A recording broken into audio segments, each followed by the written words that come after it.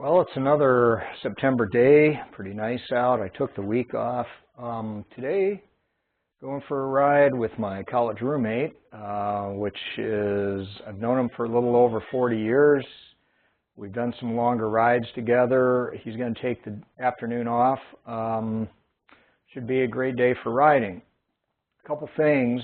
I've noticed a lot of millennials and Gen Z going after baby boomers for the amount of wealth that they have. And I'm like, hey, I know you're the generation that believes you deserve everything, but you got to work for it, and it takes a while to build wealth. And someday you're going to be in that position where you're going to be holding the wealth. It's just, hey, that's the way it is.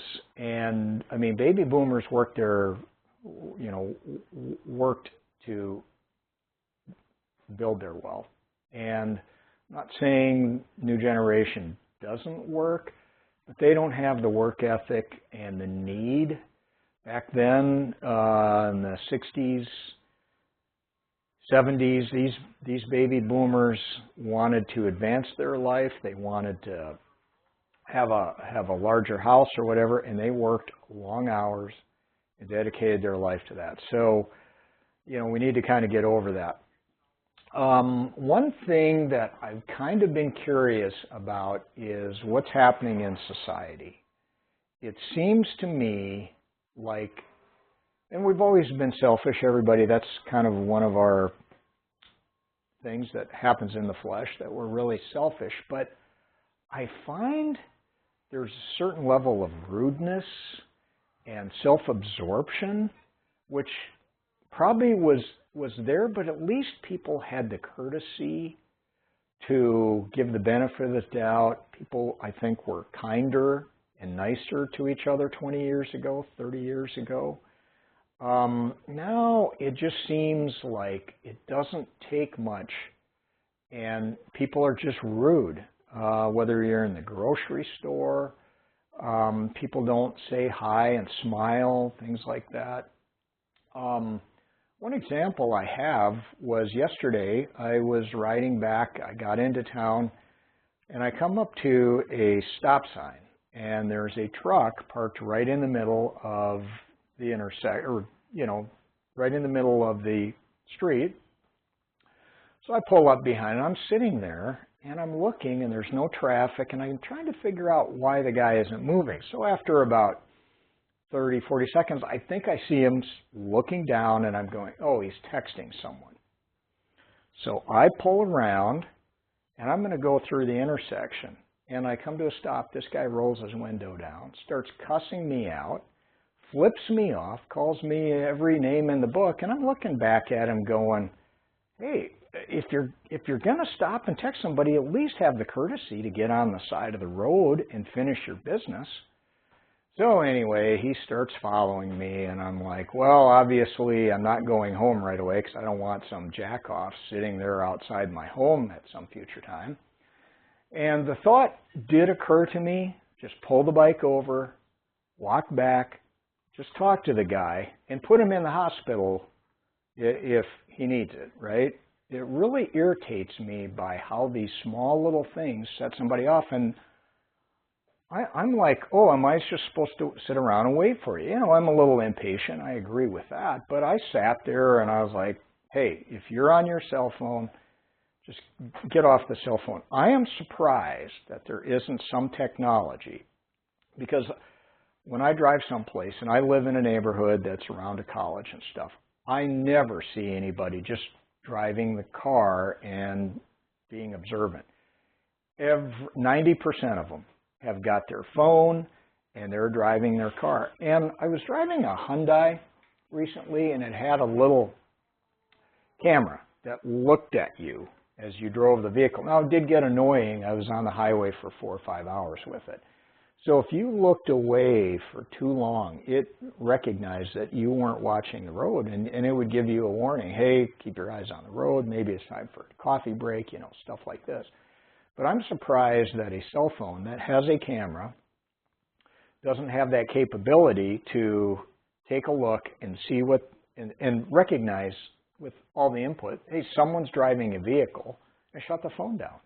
Because I think it's pretty dangerous being distracted like that. We've all done it. You know, I've got a text, I'm looking at it, but I do think it's kind of invites a little bit of danger on the road for others. You know, you do whatever you want. If you want to crash your vehicle into a tree, I'm fine with that. But when you injure somebody else, it's kind of a crazy thing. So, and one other thing I note is they walk along and they're staring at their phone, and I'm like, what's this about? I mean, is everything so important? Just put the phone in your pocket for a little while.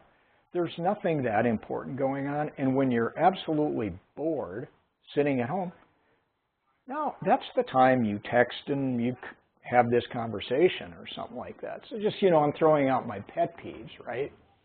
One other thing that I find kind of annoying or weird is they'll walk out of their house, they'll get in their car, they start the car, and then they sit there for 3, 4, or 5 minutes texting, and then they take off. And then the reverse is true when they come back home. They pull up, they never shut their car off, they'll pull up, and they'll be sitting there texting and looking at stuff 3, 4 minutes. It's kind of weird. I guess I'm just kind of one of those that, hey, when I get someplace, shut the car off, go inside. So a couple of those little pet peeves to pass along today. Not, you know, I'm kind of thinking about a couple other things to kind of have a conversation about. And obviously generations to generations. I mean, my grandparents used to say, hey, you don't work hard enough, you know, this and that. They went through the Depression. So we all kind of experienced that, so we have to kind of keep that context. But I think the baby boomers, we did a terrible job growing kids up. And, you know, I've got a niece who, she started her first job, and she'd be at home at 8 o'clock and be walking out the door, and you'd ask, what time are you supposed to start working? 8 o'clock. Well, 8 o'clock means you're checked in and you are working. It doesn't mean, her impression was, oh, 8 o'clock means that's when I'm leaving the house to go to my job. Just strange stuff. But, hey, baby boomers, come on now. I mean, you love your kids, but like teach them a little bit of work ethic. You get up, you hustle at work, you don't care what everybody else is doing. You show up on time. When you go for the interview, look nice. Don't show up in the dirtiest t-shirt and gym pants you can find. Show up and let that employer know that you mean it, that hey, I know how to work. I'm here to do the job. You know, one time I was walking my dog, and I glance over, and here's a guy in his 50s, and it was a hot August day. And he's got in the back of his truck all this salt for the soft water system. He's got some sand. Obviously, he was going to be doing some landscaping. Here's 4 teenagers playing basketball in the driveway, so he doesn't park his truck in the driveway. And I'm watching him carry that. And I'm like, he's sweating and there's a lot of stuff there. And I'm going, why don't you ask one of these guys to help you? It wouldn't take that long. It makes sense. And just go, hey, someone just stop the game for a couple minutes. Help me get this stuff and put it away. And I did. I told the guy, says, I don't know why you don't have some of those kids helping you. They're teenagers. And that kind of tells me we just don't get it, because teaching these kind of things before they leave kind of sets the tone for what their expectations and what they should know.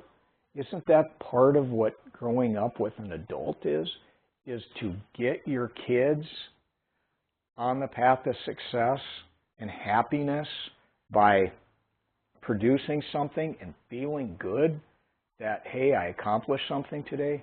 It's just one of those strange things that I really don't understand.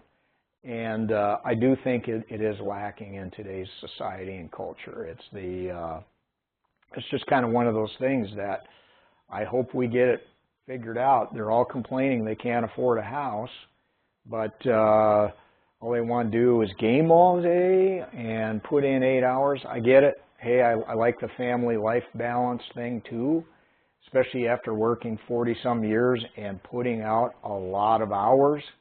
But at the same time, there are situations where you really need to get up and hustle. And that's all today. Have a good one.